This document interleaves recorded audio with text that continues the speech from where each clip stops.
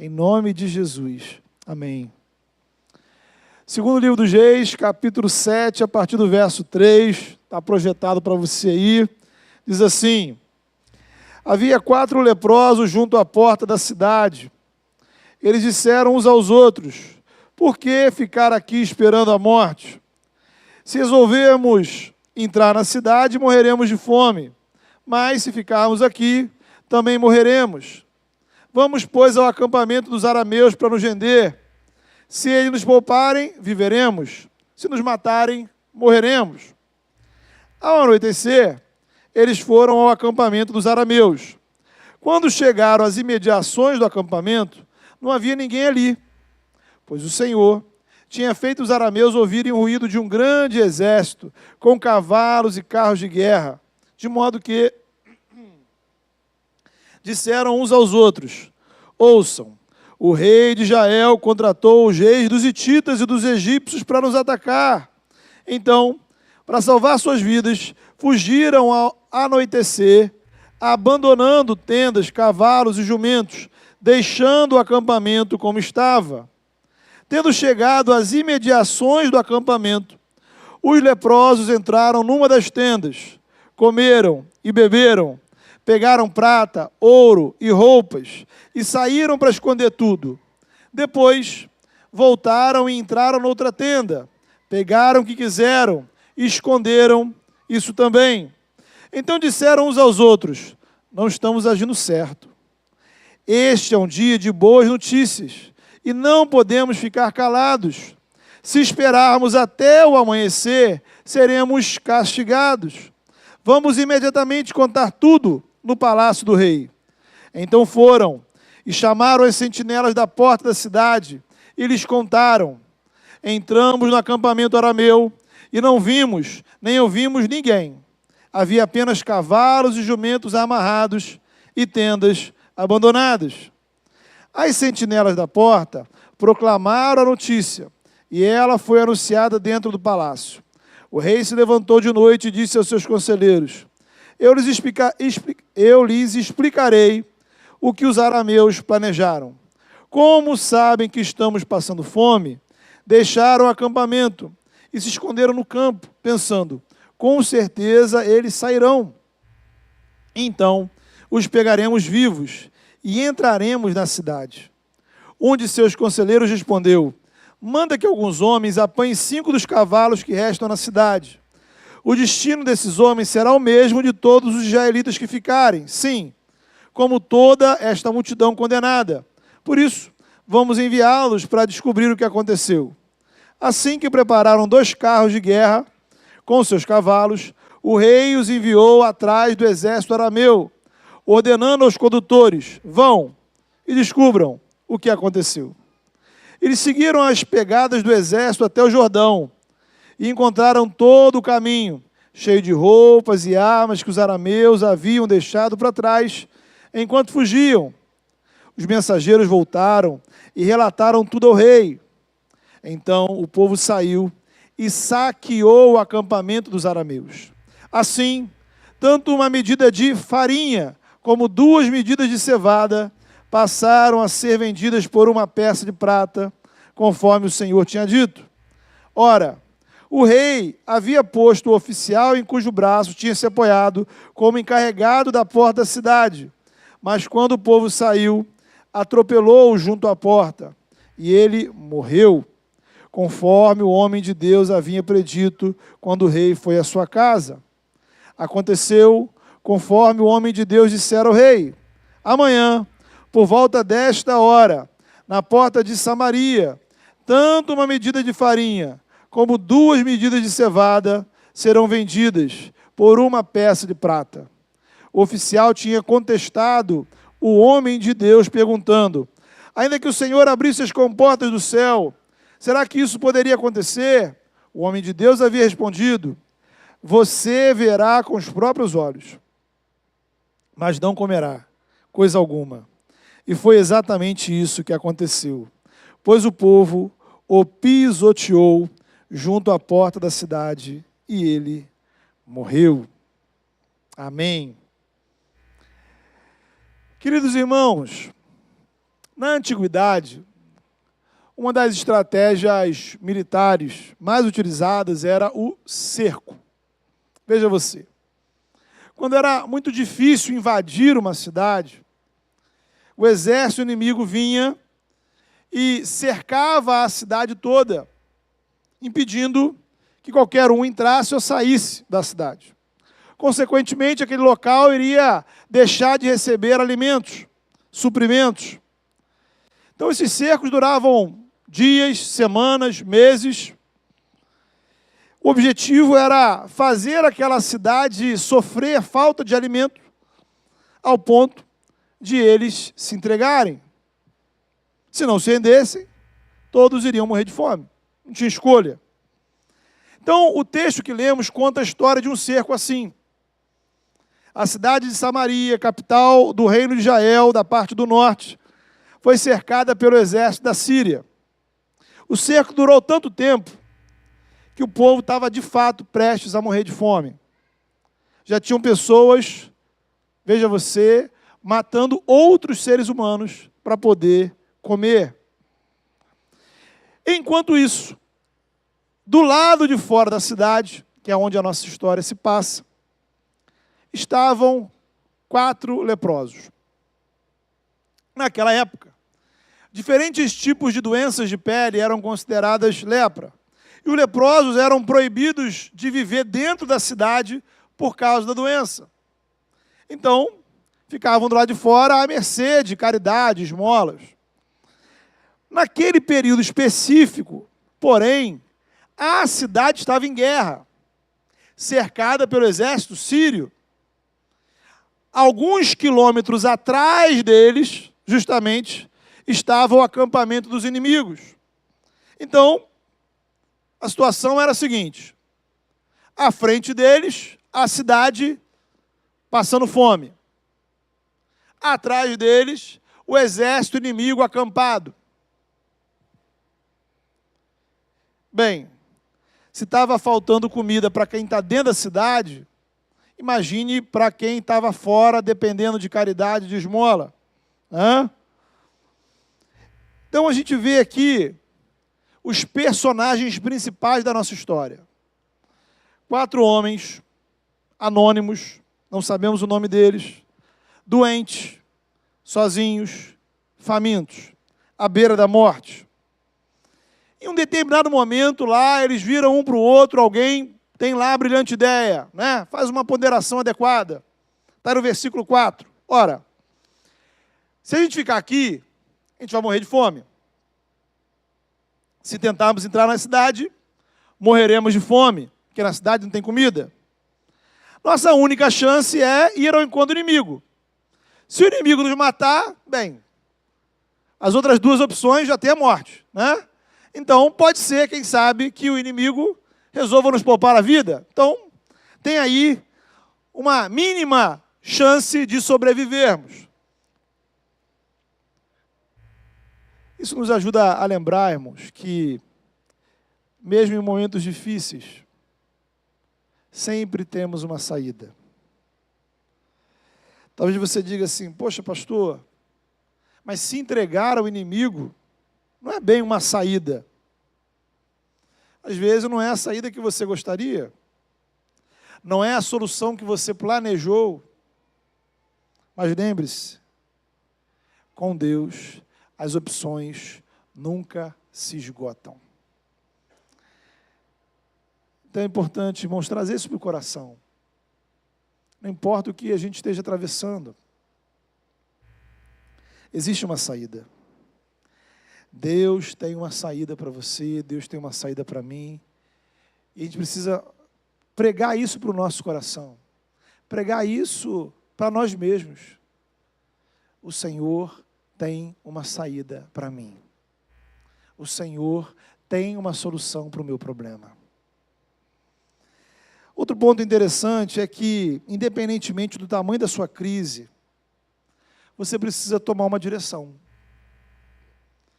Nada vai acontecer se ficarmos na inércia. Se aqueles leprosos ficassem ali sentados, chorando, reclamando da vida, né? Se achando os mais infelizes e azarados de todos os homens, morreriam de fome. Nada iria acontecer além de eles, de fato, morrerem. Então, a gente tem que orar ao Senhor, a gente tem que buscar o Senhor, a gente tem que ouvir a palavra e a gente tem que tomar posição.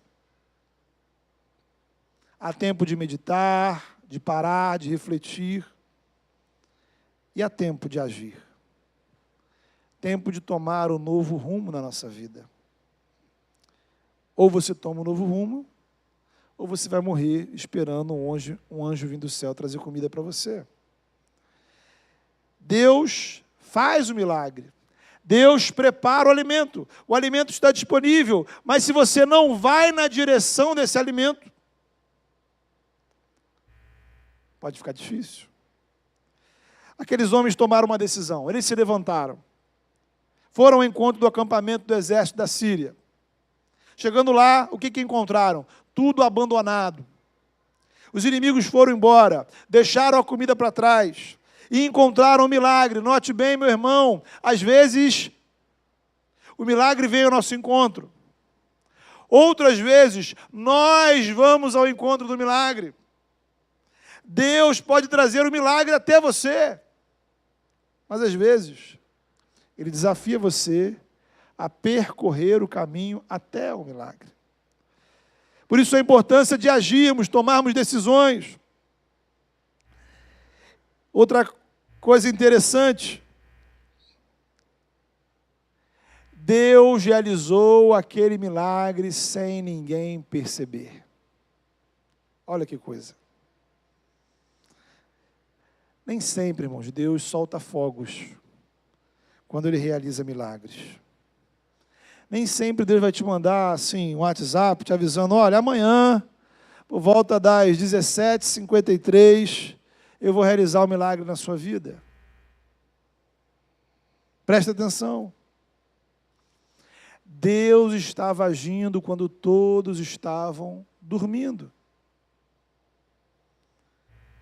Deus age ao nosso redor, mesmo quando nós não estamos fazendo nada. Você não vê, você não ouve, você não sabe, mas Deus está fazendo. Às vezes Deus manda sinais, às vezes não.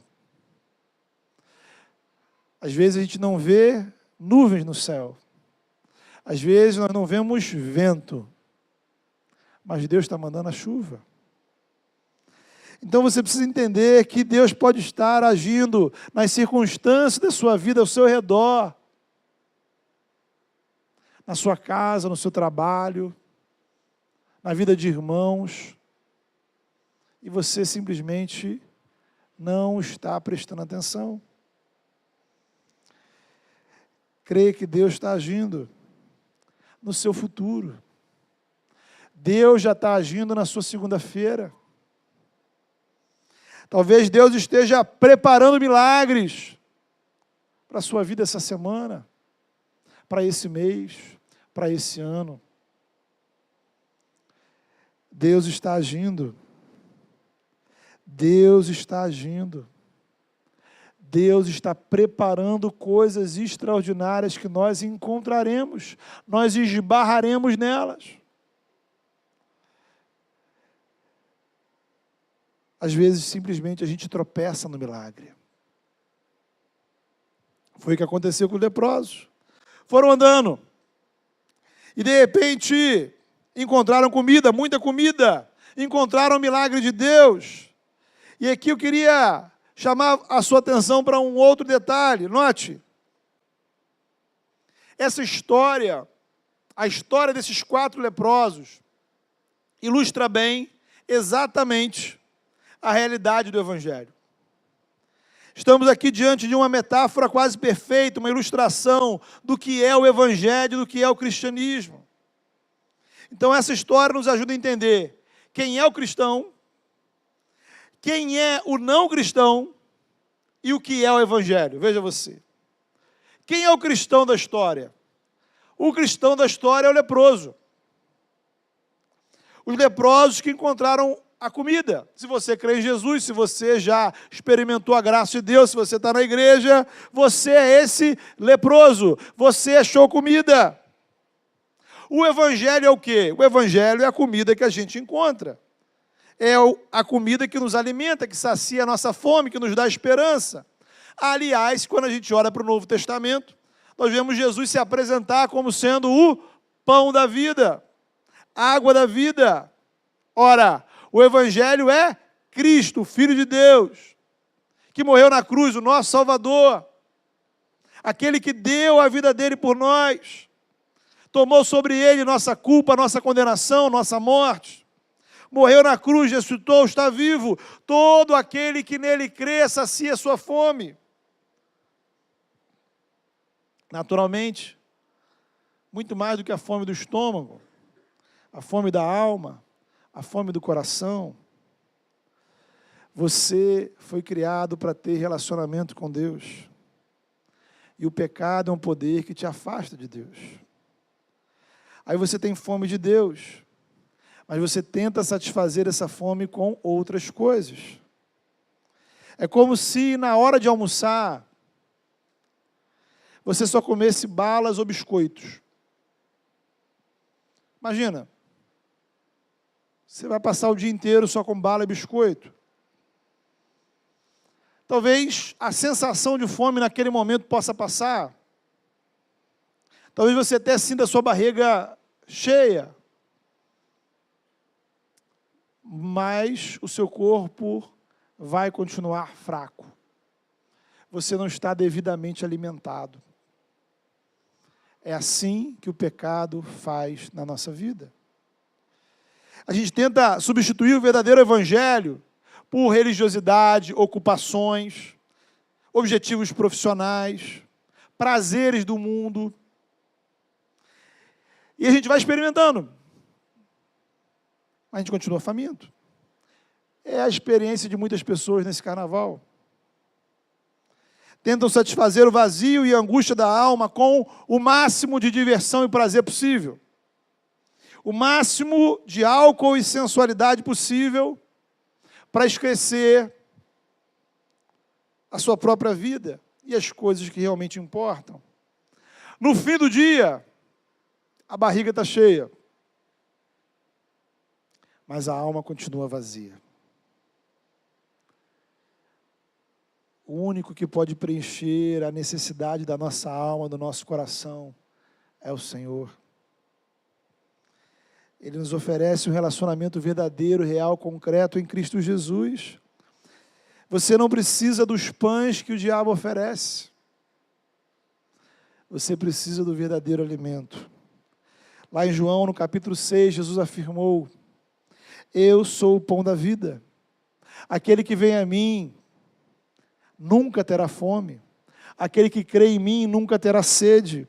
Aquele que se alimenta de mim tem a vida eterna. O evangelho é o alimento que dá vida. Ora, ele dá significado à sua vida, porque ele nos dá a vida de Deus em Cristo Jesus, através do Espírito Santo, comunhão com Deus Pai, Filho e Espírito Santo.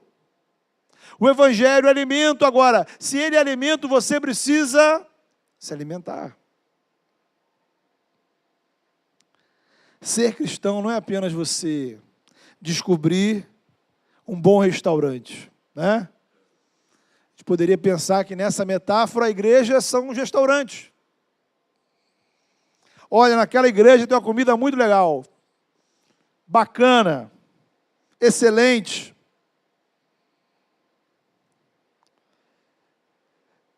Tem muito cristão por aí, mal alimentado, faminto, porque não tem se alimentado regularmente do evangelho.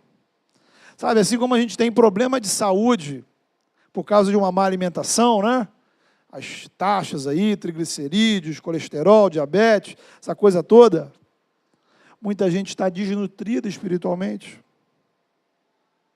Por quê? Porque não importa se eu me converti há 50 anos atrás ou anteontem. Eu preciso me alimentar diariamente, regularmente. Eu preciso de alimentação. Então, as disciplinas espirituais, que nós tanto falamos, dizem respeito a isso, né? Você lê a Bíblia regularmente, louvar a Deus regularmente, ouvir a exposição da palavra, adorar o Senhor, participar da ceia, viver em comunhão, falar de Jesus, servir ao Senhor.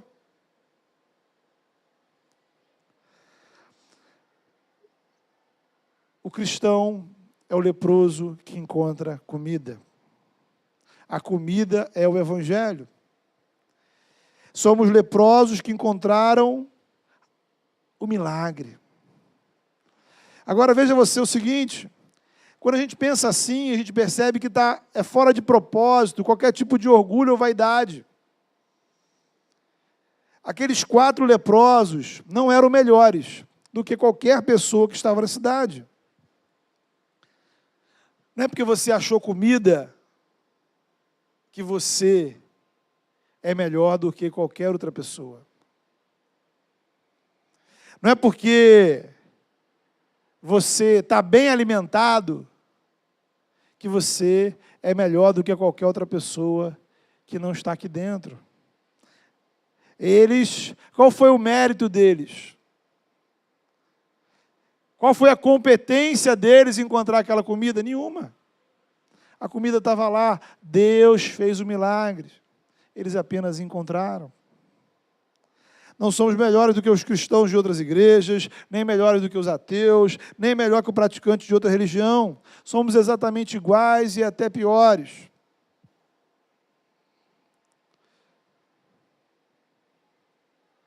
A diferença básica entre o cristão e o não cristão é uma só. Nós encontramos comida. Nós encontramos comida. Porém, e aí vem o desafio, às vezes a gente encontra comida, mas a gente continua com fome.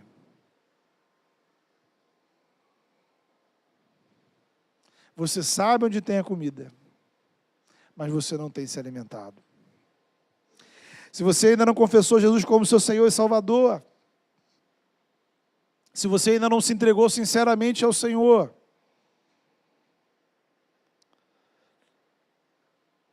Deus oferece em Cristo alimento para a sua alma, alimento para a sua vida, para satisfazer a sua necessidade, a necessidade da sua existência.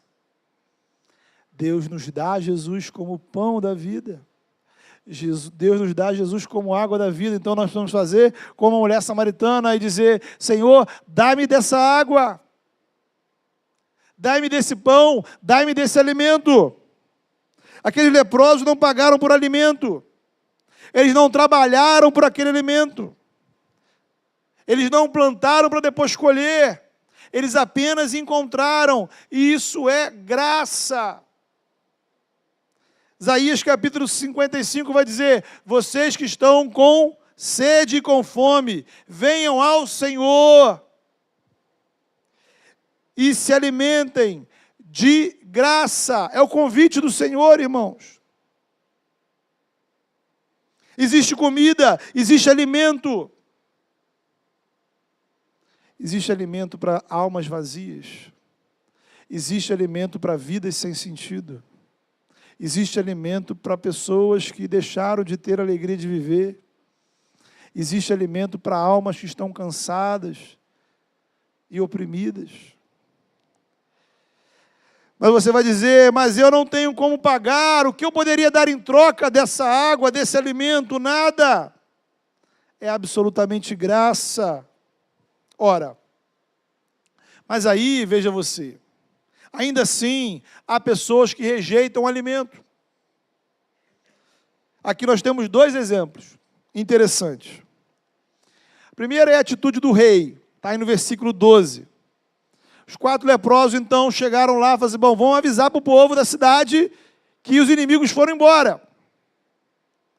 Eles não podiam entrar na cidade, então eles vão até a porta e gritam lá: aconteceu isso, isso, isso. Os guardas ouviram, avisam o rei.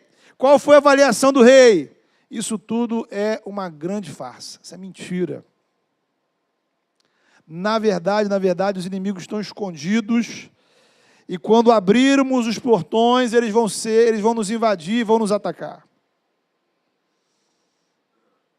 Sabe quando alguém chega para você e diz assim, ó, esse negócio de igreja é, na verdade, uma grande manipulação, uma grande mentira, eu acredito nisso não. Essa coisa de ressurreição, Jesus, evangelho, isso é mentira. Armação. Eu prefiro morrer de fome a comer a comida que estão me oferecendo. Será que esse não é o seu caso? O caso de pessoas que você conhece? Será que o seu orgulho tem impedido você de dar um passo para se alimentar do Evangelho? Por que o orgulho? Porque a gente precisa reconhecer que está com fome. E a gente precisa admitir que outros alimentos não têm nos alimentado. Será que o que tem mantido você fora da igreja são as coisas que pessoas colocaram na sua cabeça há muito tempo atrás? Que no fundo você sabe que não é verdade? Outra atitude está aí nos versículos 17 a 20. Um oficial do rei, uma espécie ali de general, né, um líder ali militar do rei, no dia anterior, veja você, no dia anterior, antes de tudo isso acontecer, no dia anterior, o profeta Eliseu disse que ia acontecer. O profeta Eliseu disse, ó, Deus vai fazer um grande milagre e isso tudo vai acabar. Essa fome vai passar. E hoje, esse alimento que é caríssimo, porque você, né, aquele lance da economia, a comida está rara, os alimentos ficam muito caros. Você tem abundância de oferta, então o preço cai. Então Eliseu vai dizer, olha, amanhã a comida vai estar custando uma mixaria, porque vai ter comida de sobra para todo mundo. O oficial do rei falou assim, você está maluco?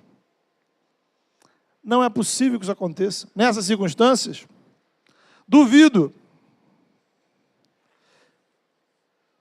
Quantas pessoas morrem de fome, rejeitam o evangelho, porque acham que não é possível. Estão vazias, sem esperança, sem fé, sem Deus, porque limitam o que acreditam, aquilo que teoricamente pode ser comprovado. Então aquele homem foi informado do milagre. Olha você. Um dia antes, ele foi avisado do milagre, mas não acreditou. Ele viu as pessoas irem ao encontro do milagre, mas não foi. Ele morreu. Não espere até ser tarde demais.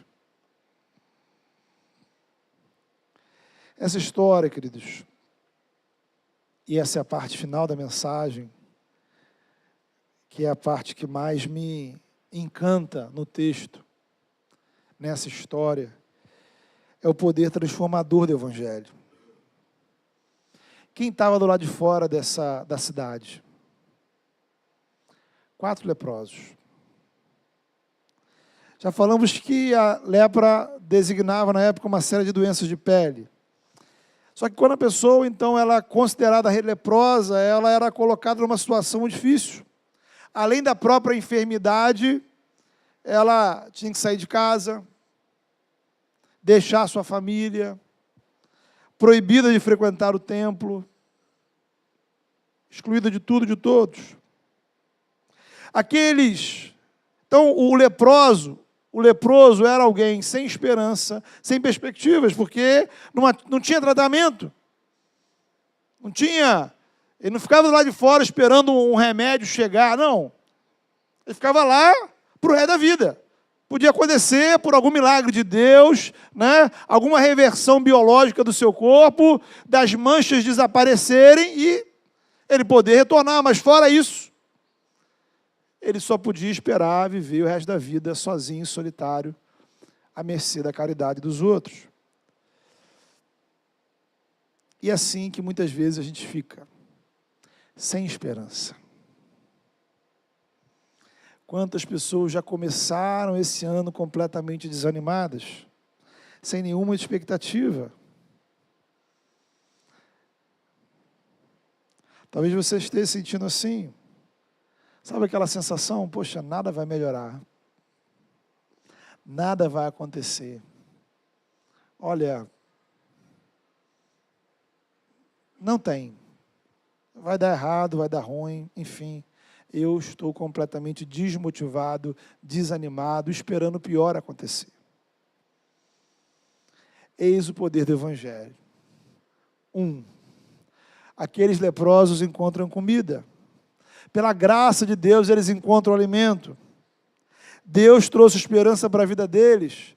Houve alegria, muita alegria, festa, celebração, comemoração, risadas. Possivelmente lágrimas de emoção. É assim que a gente fica. Como diz o Salmo 126, quando o Senhor restaurou a sorte de Sião, ficamos como quem sonha. Então a nossa boca se encheu de riso e a nossa língua de júbilo. Então entre as nações se dizia, grandes coisas fez o Senhor por nós. Em outras palavras, quando o Senhor faz grandes coisas por nós, nós ficamos rindo à toa.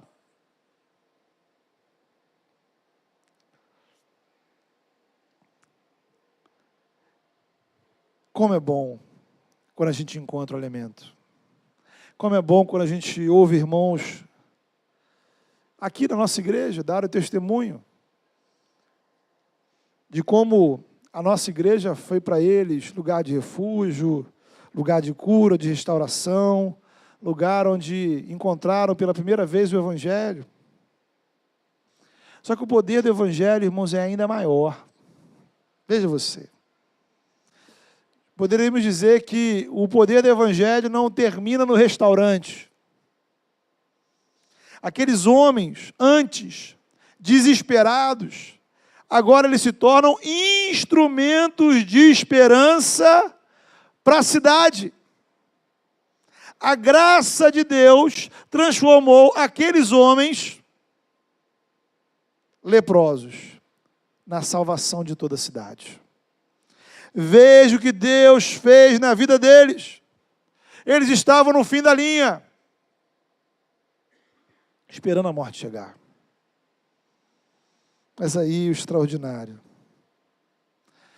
Essa história não está na Bíblia porque esses 4 homens encontraram alimento. Essa história está na Bíblia porque eles foram instrumentos de Deus para salvar uma cidade inteira. Você já se sentiu no fim da linha?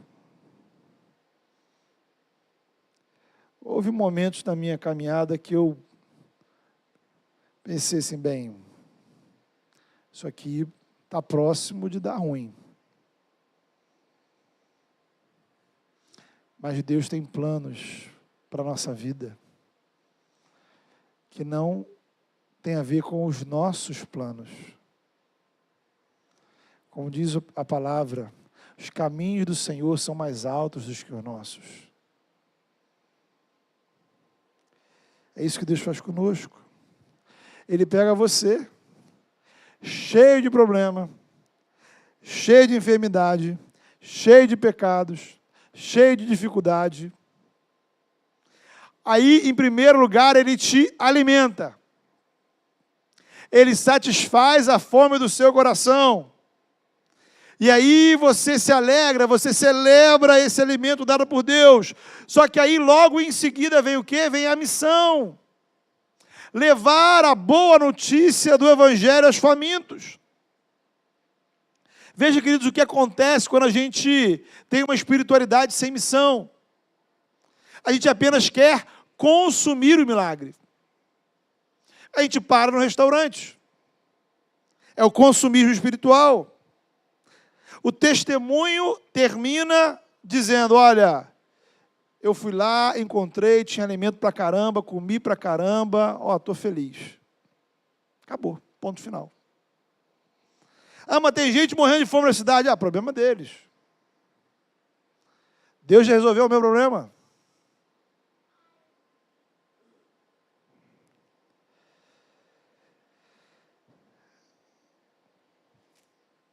Milagres precisam mudar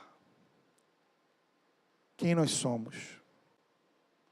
Precisam mudar a nossa posição espiritual no reino de Deus.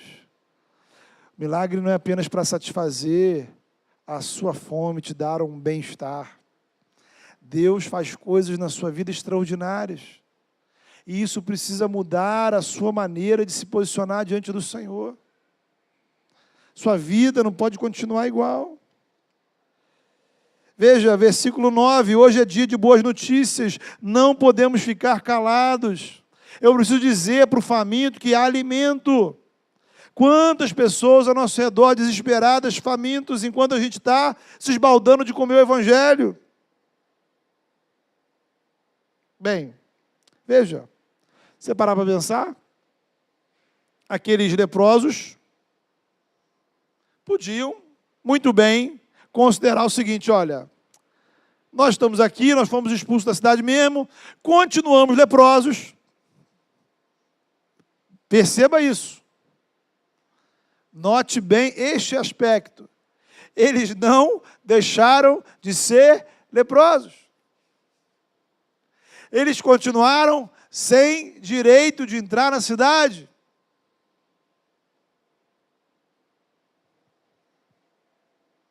Para que levar boas notícias? O que eu vou ganhar com isso? O que é que eu vou ganhar com isso? Não é assim que a gente pensa? O que a gente vai ganhar em se importar com o outro? O que a gente vai ganhar em se preocupar com a vida de alguém? Com a saúde espiritual de alguém? O que a gente vai ganhar servindo ao Senhor?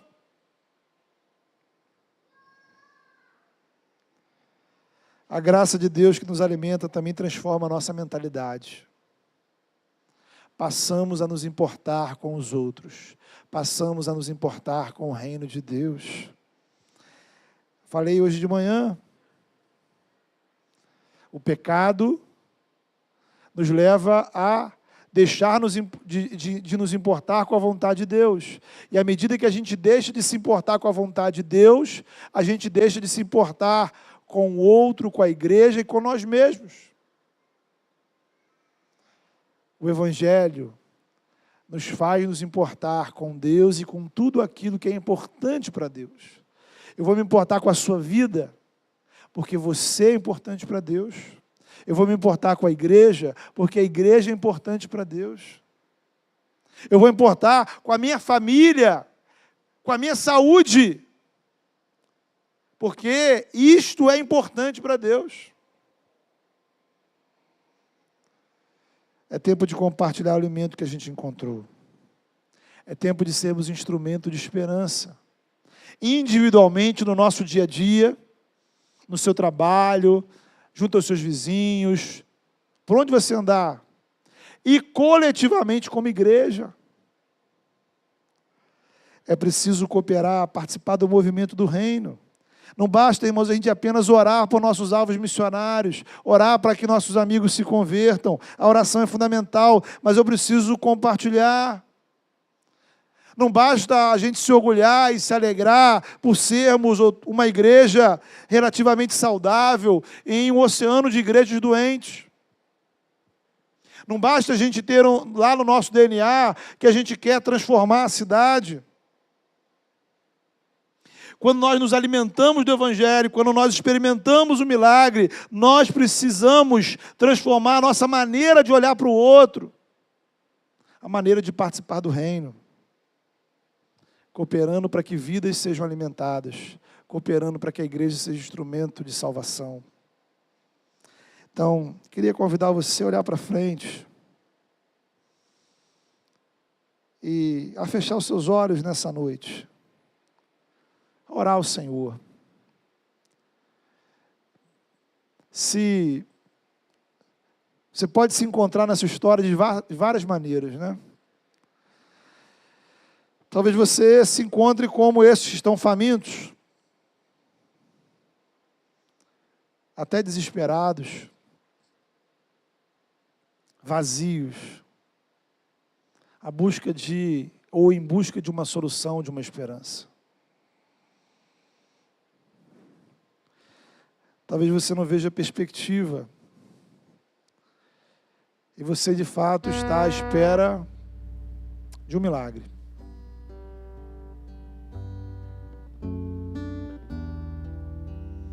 Olha o Senhor, Senhor, abre os meus olhos para eu ver.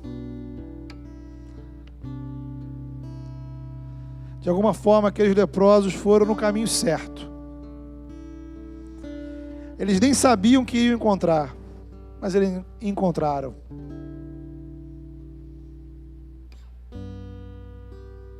Peça ao Senhor para te conduzir no caminho certo. Peça ao Senhor para te mover na direção certa. Não é um milagre que você vai construir, não é um milagre que você vai conquistar, não é um milagre que vai depender de você. É o milagre do que Deus já tem preparado para você. Mas talvez você se encontre numa outra situação. E talvez você, de fato, está se sentindo alimentado. Louvado seja Deus, você encontrou alimento. Louvado seja Deus, sua alma está cheia, seu coração está vibrando. O Senhor tem feito grandes coisas na sua vida. É hora de você se perguntar: será que você tem servido a causa do Evangelho para que outros experimentem desse mesmo alimento?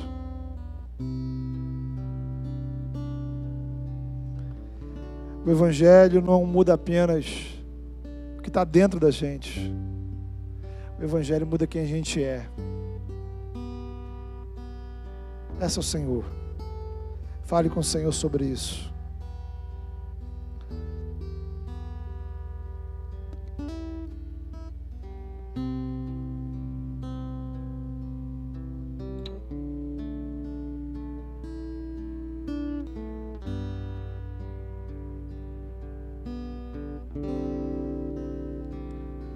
Senhor, nessa hora nós nos colocamos diante do Senhor.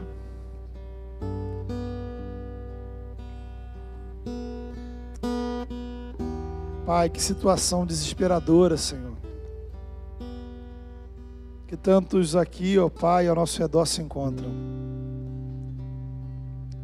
Pessoas, ó Pai, que já não têm perspectiva de vida. E pessoas, ó Pai, que às vezes, muitas vezes, têm cogitado, ó Pai, em suas mentes pensamentos de morte. Porque não vem saída, não vem solução, não vem, ó Pai, alternativas. Ah, Deus, tem misericórdia, Senhor. O Senhor é Deus da esperança. O Senhor é Deus, ó Pai, que faz milagres, ó Pai.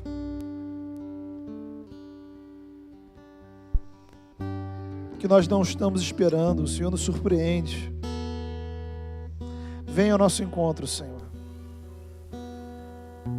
Intervém nas circunstâncias da nossa vida, da nossa história. Muda realidades, ó Pai. Abre caminhos. E nos impulsiona, Senhor, na direção certa. Que possamos seguir na direção do Teu milagre, Senhor.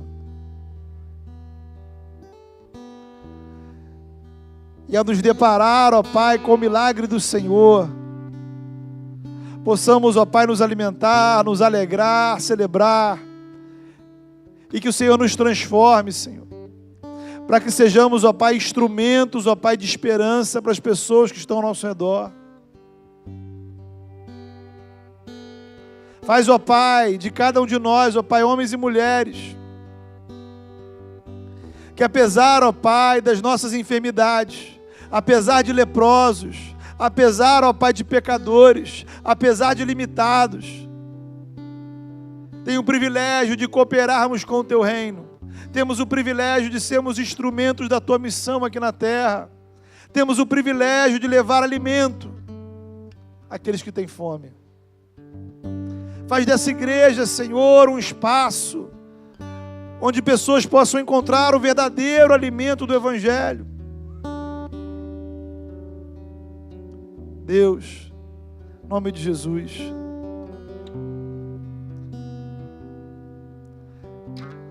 aponta, Senhor, saídas para os que se sentem perdidos. Visita a nossa vida com milagres. Alimenta a nossa alma com, ó Pai, o alimento do Evangelho.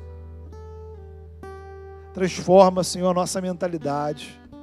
Muda, Senhor, a nossa posição. E nos faz tomar posição, Senhor, como instrumentos do Senhor. Que não possamos, ó Pai, nos acomodar em um consumismo espiritual. Em nome de Jesus. Atua em nós. Atua, Senhor, entre nós. Atua através de nós. Em nome do Teu Filho Jesus. Amém.